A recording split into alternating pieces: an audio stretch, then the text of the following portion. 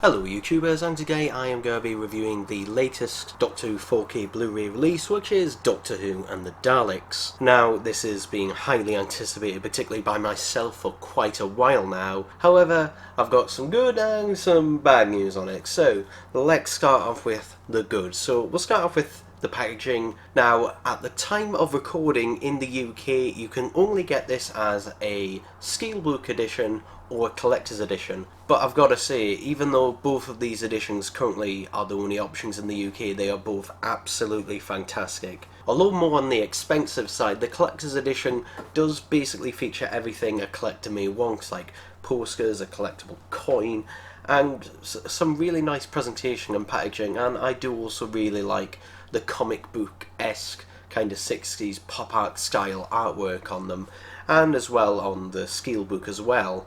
Thanks to leaks on German websites, we do know that these are going to be eventually getting standard releases across the board, as well as on DVD and Blu-ray as singular releases as well. So if you are bothered about that and want to wait, or you can simply import the German versions when they become available. They are most likely doing this because someone at Studio Canal has noticed how well the Got To Blu-ray sets are doing, so obviously they thought, hey, let's do the same, let's do a limited edition version first and release a standard version later down the line. Now, let's get on to the number one reason why you will be buying this set. It's for the upgraded picture quality. So, what can I say about that? Well, these films have never looked better. I didn't think it would be as of a striking difference between the 2013 restoration and the 2022 restoration, but my god, the difference between the two of them, instant. And even when you're comparing the standard Blu-ray in this set to the 4K disc, it is a massive difference. If you can, and if you can afford to, watch this on a 4K Blu-ray player and a 4K TV that both support Dolby Vision, because it makes the absolute difference in this. And I love that the attention has been done to also make it more vibrant than the 2013 release, but not overly so, which is what the American release from a couple of years ago did, where it made it a bit too overly saturated. This strikes the fine balance between the two of them. And while in this video I'm only able to show you footage from the Blu-ray disc, I will at some point do a comparison between the regular Blu-ray and the 4K disc, as that video will have to be done separately as I'll need to render it in HDR, and in order to do that, well, let's just say I have to close every single application on my laptop in order to do that. So yeah, the picture quality may look amazing, however the audio quality, now this is where I get into some of the negatives in this. So firstly, and this is the one I'm not too overly fussed on, but I'm a bit surprised about, this is only available as a single track dual mono release, which is really surprising, as most 4K Blu-rays either have a 7.1 or, in a lot of cases, a Dolby Atmos new mix done to them. And I did actually ask Marquez about this, and he just said, oh well, it's just the original mono audio and that was basically all I could get out of him, which is really strange because even Doctor Who Classic Series releases, for example, Marquez did the Power of the Daleks surround sound mix, so I was surprised that this one didn't have that. There's only two situations I can think of that maybe this is the case for. Either one, they didn't have a good enough separation between the audio and the incidental music, which is possibly why it wasn't being able to do, or probably the more likely explanation is that there probably wasn't the budget for this. But there is a bigger issue with the audio. For some reason, only on the 4K disc, I've noticed, there's a few instances of the audio not quite matching up as well as it did on the Blu-ray release in the same set, or even from the 2013 or even DVD releases. Now, I will admit, to 99% of people, they will not notice it. The actual audio is just so the slightest bit out of sync in places that you really probably won't notice unless you are incredibly familiar with these films and you were looking for it.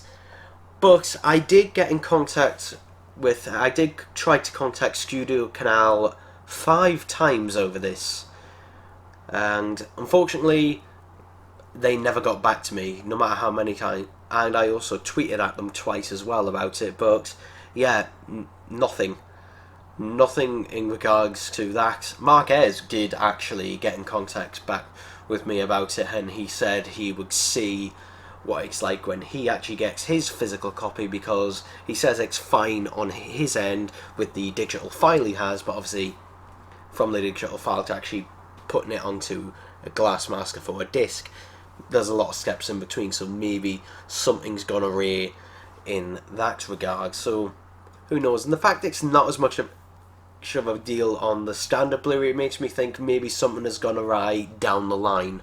This wasn't quite enough to spoil the film entirely for me, because I was still able to watch it. However, I did still pick up on it whenever I did see it in the film, and I did compare and contrast it to the standard Blu-ray, and again, it didn't seem bad on the standard Blu-ray release compared to the 4K release, so yeah, it was really odd in that regard.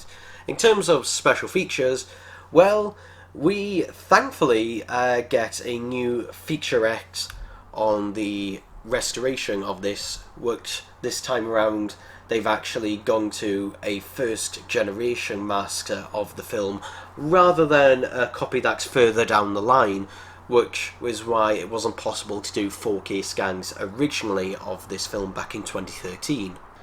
It's not a bad little featurette, although if you are familiar with the restoration of films or even TV shows, there's nothing really there that would really be out of the blue to you. It seems pretty standard. However, if you don't know about the process, it is quite a nice little short on there as well. There's also a special feature with basically people like Nicholas Wiggs and that talking about the film and talking about the impact of the film. It's a nice new little special feature to be added, and this release also contains the Blu-ray release special features as well included on there, as well as a slightly extended photo gallery. But again, for some reason the photo gallery does not include all of the pictures that are available. I don't know why this is the case. In fact, if you buy the collector's edition, there are art cards with photos and that on there that aren't on the photo gallery, so yeah, I don't know why this is the case.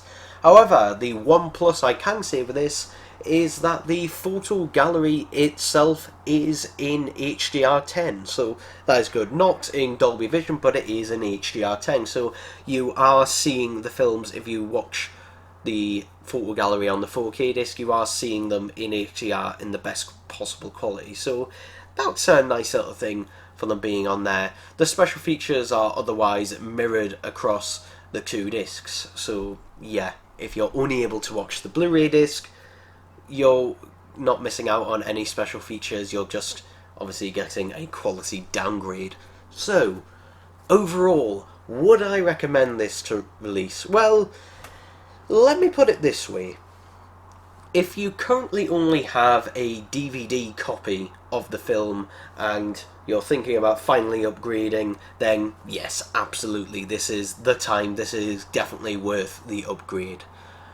However, if you have the 2013 release of the Blu-ray, is it worth the upgrade? Well, in my opinion, yes, it is absolutely worth the upgrade. The picture quality was noticeable instantly. However, that is only worth the upgrade if you are upgrading to a 4K disc. If you've only got a Blu-ray player and a 1080p TV, then no, I would not say it is not worth the upgrade unless you are buying it as a collector's thing or as to future-proof. Because you can see a difference in comparisons, but only if you are looking at it side by side. I'd still be perfectly happy watching the Blu-ray, but obviously, you know, when you've got the 4K disc, it's hard to go back from that. So, yeah, overall, it is still a recommendation, but I hope Studio Canal does address this. I hope, you know, hopefully they do either, you know, just give a reason. Just give a reason for the audio sync issues in it, because the fact that it's on the 4K disc and just the 4K disc, and I have checked this with a friend who sent me the rip in order to do this, so yeah, it's only on that disc. So, but anyway, that's it for this review, and I'll see you next time. Bye bye.